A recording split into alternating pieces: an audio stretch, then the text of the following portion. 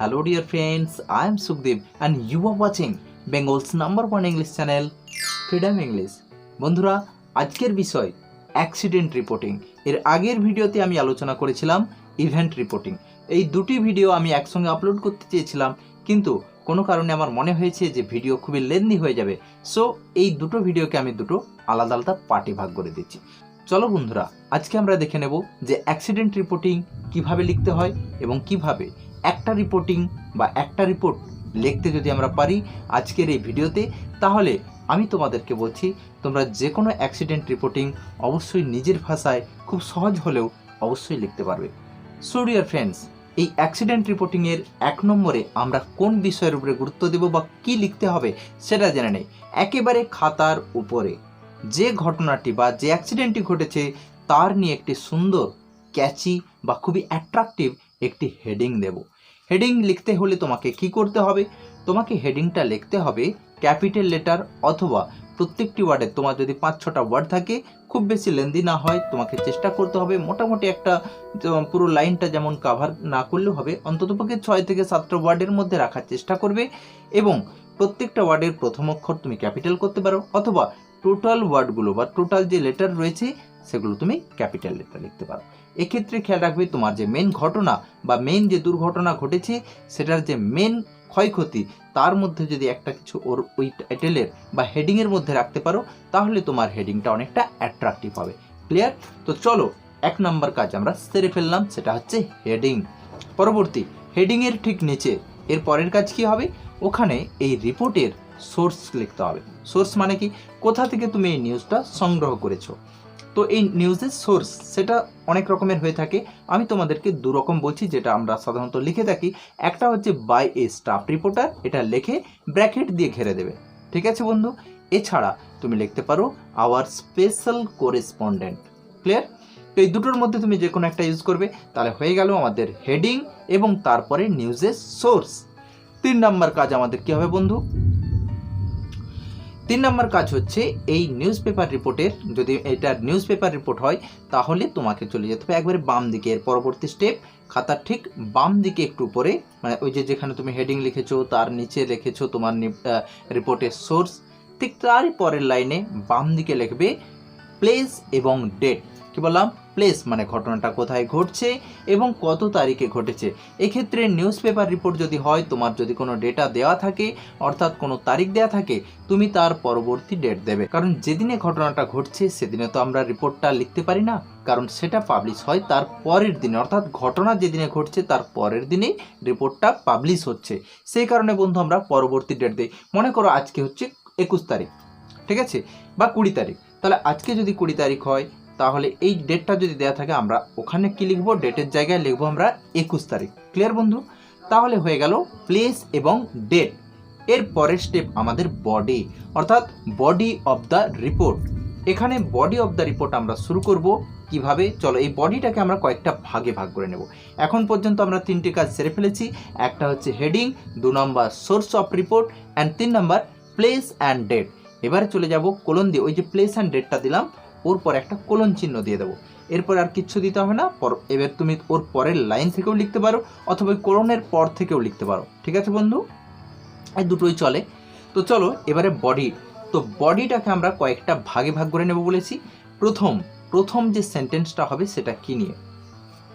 প্রথম সেন্টেন্সটাতে তুমি দেখবে যে 3টে ইনফরমেশন মেন তোমাকে দিতেই হবে ফার্স্ট সেন্টেন্সে। সেটা কি না? ঘটনাটা কি বা অ্যাক্সিডেন্টটা কি, 2 নম্বর কোথায় ঘটেছে, আর তার সাথে কবে বা কখন ঘটেছে এই ব্যাপারটা। এই 4টে ব্যাপার বা 3টে ব্যাপার, কি, কোথায় এবং কবে বা কখন। এই যদি কবে কখন দুটোই দেওয়া থাকে তাহলে দুটোই দেব। এই নিয়ে তোমার প্রথম সেন্টেন্স কমপ্লিট হবে। ঠিক আছে বন্ধু? তাহলে যেমন ধরো একটা বাস অ্যাক্সিডেন্ট, তাহলে এই বাস অ্যাক্সিডেন্ট টুক প্লেস মানে ঘটেছিল। ঠিক আছে? এখানে তুমি অকার্ডও লিখতে পারো। টুক প্লেসটা আরও ভালো ওয়ার্ড, তুমি টুক প্লেসও ইউজ করতে পারো। তাহলে এই বাস অ্যাক্সিডেন্ট টুক প্লেস। এক্ষেত্রে খেয়াল রাখবে যে তোমাদের যে সেন্টেন্স স্ট্রাকচার, মানে এই যে বডিটা লিখবো এর সেন্টেন্স স্ট্রাকচার কি হবে বা কোন টেন্স ইউজ করব? অবশ্যই পাস্ট টেন্স ইউজ করব। এবং কিছু কিছু ক্ষেত্রে, মানে বেশিরভাগ ক্ষেত্রে আমাদের ইউজ করতে হয় পাস্টের প্যাসিভ। পাস্টের প্যাসিভ মানে ওয়াজ ওয়্যার প্লাস V3। এটা খেয়াল রাখতে হবে, ওয়াজ ওয়্যার V3।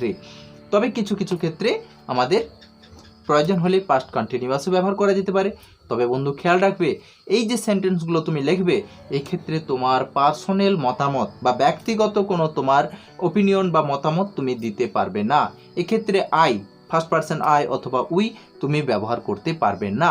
এছাড়া আরেকটা খুব সতর্কতা তোমাকে বলে রাখছি, মানে তোমাকে খুবই এই বিষয়ে সচেতন হয়ে থাকতে হবে যে তুমি কোনো ডাইরেক্ট স্পিচ ইউজ করা যাবে না।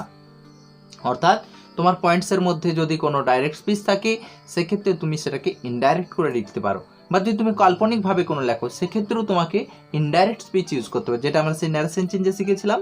অমুকচন্দ্র তুমুক বলেছিলেন দিয়ে কোটেশন দিয়ে লিখে দিলাম। এক্ষেত্রে কোটেশনটাকে আউট করে তোমাকে নিজের ভাষায় লিখতে হবে, অমুকচন্দ্র তুমুক বলেছিলেন যে অমুক হওয়া উচিত ছিল। ঠিক আছে, এইভাবে আমরা ইনডাইরেক্ট স্পিচ ইউজ করব বন্ধু। তাহলে হয়ে গেল আমাদের সেন্টেন্স স্ট্রাকচার এবং টেন্স। তো তাহলে প্রথম সেন্টেন্স আমরা বানিয়ে ফেলেছি। তাহলে প্রথম যে আমাদের যে বডির মধ্যে ফার্স্ট সেন্টেন্স আমরা কিভাবে বানাবো সেটা আমি অলরেডি বললাম। এবারে আমাদেরকে এটা একটা ফার্স্ট স্টেপ। দ্বিতীয় পয়েন্টে আমাদেরকে কি বলতে হবে? দ্বিতীয় পয়েন্টে বলতে হবে হাউ ডিড দ্য অ্যাক্সিডেন্ট অকার, কিভাবে অ্যাক্সিডেন্টটি ঘটেছিল সেটা আমরা বর্ণনা করব দ্বিতীয় পয়েন্টে। ঠিক আছে, এক্ষেত্রে তুমি দুটো সেন্টেন্স ব্যবহার করতে পারো, 2 থেকে 3টা, তোমার যেমন ঘটনা হবে সেই হিসেবে লিখবে। ঠিক আছে বন্ধু, তাহলে এটা গেল কি না অ্যাক্সিডেন্ট কিভাবে ঘটেছিল সেটা তোমাকে বলতে হবে। নাম্বার 3 নাম্বার পয়েন্ট কি হবে? এই যে অ্যাক্সিডেন্ট ঘটলো সেটা যে কোনো বাস অ্যাক্সিডেন্ট, ট্রেন অ্যাক্সিডেন্ট বা অন্য কোনো প্রাকৃতিক বিপর্যয় হতে পারে, ভূমিকম্প, বন্যা ইত্যাদি ইত্যাদি। এই যে অ্যাক্সিডেন্টগুলো ঘটছে বা এই যে দুর্ঘটনাগুলো দেখতে পাচ্ছি আমরা, এর নিশ্চয়ই কোনো ক্ষয়ক্ষতি থাকবে। তাহলে আমাদের পরবর্তী পয়েন্ট হবে ক্যাজুয়ালিটি বা ক্ষয়ক্ষতি কি কি হয়েছিল, কতজন মারা গেল, কতজন আহত হলো, এইগুলো আমরা বলবো কিসে না এই 3 নাম্বার পয়েন্টে। এটা তুমি একটা আলাদা পয়েন্টও মানে প্যারা করতে পারো। তবে পয়েন্টটা আমি বলছি, পয়েন্টগুলো লিখবে না, তোমাদেরকে শুধু পয়েন্টগুলোকে ডেসক্রাইব করতে হবে। ঠিক আছে, এক্ষেত্রে যদি কোনো মানুষ মারা যায় তাহলে তোমরা কি লিখবে? তো যদি কেউ মারা যায় তোমরা বলতে পারো এত পার্সেন্ট, মানে ড্যাশ দিয়ে লিখছি আমি, dash persons were killed in the accident. ঠিক আছে, এবার ওখানে যদি কোনো কি বলো বাচ্চা টাচ্চা এরকম অনেক সময় বলে দেয় ইনক্লুডিং এ চাইল্ড, ওগুলো লেখাই থাকে পয়েন্টে, তুমি লিখতেও পারো যে এত পার্সেন্ট ইনক্লুডিং এ ওমেন কি 2 ওমেন কি 3 women or including a child or children, যেমন থাকবে। ঠিক আছে, তো সেই হিসেবে তোমরা লিখতে পারো সাবজেক্টটা, তারপরে were killed in the accident. এইভাবে আমরা সেন্টেন্সটা স্টার্ট করলাম। এইটা ক্ষয়ক্ষতি। এছাড়াও দেখো শুধু যে মৃত হয় তা নয়, অনেকে আহত হয়। এগুলোকে কিভাবে লিখবো? অ্যান্ড দিয়ে তোমরা ওই সেন্টেন্সের সঙ্গেও লিখতে পারো, অ্যান্ড এত পার্সনস ওয়ার ইনজিওর্ড, অ্যান্ড এত পার্সনস ওয়ার ইনজিওর্ড। তাহলে হয়ে গেল আমাদের ওই সেন্টেন্সটা, মানে ক্ষয়ক্ষতিটা। এবারে দেখো ক্ষয়ক্ষতি তো হলো, তার জন্য তো নিশ্চয়ই একটা ব্যবস্থা করতে হবে। যারা আহত তারা তো আর পড়ে থাকবে না, তাদের জন্য কি করা হবে?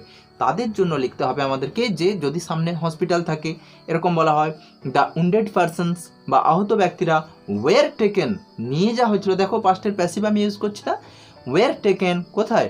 Two the hospital, to the nearby hospital, to উমুক হসপিটাল। যদি হসপিটালের নাম থাকে হসপিটালের নাম দিয়ে দিলাম, তাহলে হয়ে গেল না আমাদের ক্ষয়ক্ষতি বা ক্যাজুয়ালিটিসটার পয়েন্টটা আমরা আশা করি বর্ণনা করতে পারলাম। পরবর্তী স্টেপ কি হবে দেখো, তাহলে ঘটনা ঘটলো সেটা আমরা বলে দিলাম, কিভাবে ঘটলো সেটাও বলে দিলাম, ঘটনা ঘটার ফলে মানে দুর্ঘটনা ঘটার ফলে কি কি ক্ষয়ক্ষতি হলো বা রেজাল্ট কি হলো সেটাও কিন্তু আমরা বলে ফেললাম পরবর্তী সেন্টেন্সগুলো নিয়ে। এবার কাজ কি? এবারে কাজ হলো বন্ধু, দেখবে কোনো ঘটনা ঘটলে, এই ধরনের কোনো দুর্ঘটনা ঘটলেই দেখবে মন্ত্রী বা কোনো উচ্চপদস্থ সরকারি কর্মচারী সেখানে যাবে, বা যাওয়ার পরে সেখানে সমস্ত কিছু খতিয়ে দেখার পরে তারা দেখবে মৃতদের জন্য অনেক সময় হয়ে থাকে, মৃতদের জন্য কিছু কি বলবো তাদের জন্য ক্ষতিপূরণ এটা দেওয়ার ব্যবস্থা করে। কেউ আহত হয়েছে তাদের জন্য একটা আলাদা ক্ষতিপূরণের ব্যবস্থা করা হয়, বা সেই যে ঘটনাটা ঘটেছে তার জন্য কি কি ব্যবস্থা ঘোষণা করেছেন। কোনো হয়তো ব্রিজ ভেঙে পড়েছে এবং সেই ব্রিজটাকে রিপেয়ারের জন্য নাকি নতুন কোনো ব্রিজ হবে, কি ঘোষণা করলেন, ওইগুলোকে আমরা লিখবো এর পরবর্তী সেন্টেন্সগুলো নে বা পরবর্তী প্যারাতে। ওইখানে যদি কোনো ব্যক্তি তার কোনো স্পিচ দিয়ে থাকেন তাহলে তার স্পিচটাকে আমরা অবশ্যই ইনডাইরেক্ট স্পিচে লিখবো বন্ধু। এইভাবে আমরা শেষ করব কোনটা না ওই অফিসিয়াল যে বা কি বলবো পার্সন বা গভর্নমেন্ট বা তরফ থেকে যে পার্সনরা যাবেন ওনাদের যে প্রজেক্ট বা ওনাদের যে প্ল্যানিং কি করেছেন বা কি অ্যানাউন্স করলেন ওইগুলো আমরা লিখবো ওই সেন্টেন্সগুলো নিয়ে। তাহলে লাস্টে কি লিখবো? লাস্ট হচ্ছে কনক্লুশন, মানে তোমার রিপোর্ট প্রায় কমপ্লিট, শেষে তুমি কি লিখবে সেটা হচ্ছে কনক্লুশন বা উপসংহার। এক্ষেত্রে তুমি বলতে পারো যে ঘটনার ফলে আর কি বা চারদিকে প্রভাব পড়েছে, এখন বর্তমান পরিস্থিতি কি লিখতে পারো।